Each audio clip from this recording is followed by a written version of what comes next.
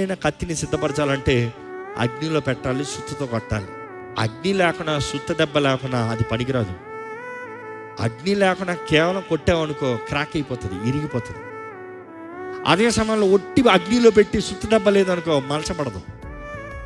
ఈ అగ్ని, ఈ సుత్త దెబ్బ, ఈ రెండు కలిసినప్పుడు ఏమవుతుందంటే పదునవుతుంది.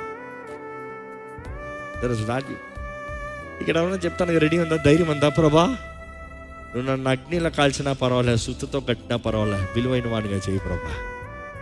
రెడీయా? You have that guts to say, అయ్యో బాబు అగ్నిలో పెట్టాలా? అన్యాయం చేయడండి దేవుడు. నువ్వు అగ్నిలోకి వెళ్ళినా నేను నీ తోడు ఉంటానని చెప్పాడు, మర్చిపోవా? జలముల్లోకి వెళ్ళినా కూడా నేను నీ తోడు ఉంటానని చెప్పాడు, మర్చిపోవా? సముద్రంలోకి వెళ్ళినా కూడా నేను నీ తోడు ఉంటానని చెప్పాడు, మర్చిపోవా? విశ్వాసి చెప్పగలుగుతాడు, దేవా నువ్వు నా తోడుంటే చాలు, నువ్వు ఎక్కడికి తీసుకెళ్ళినా పర్వాలేదు, నా ప్రార్థన అదే.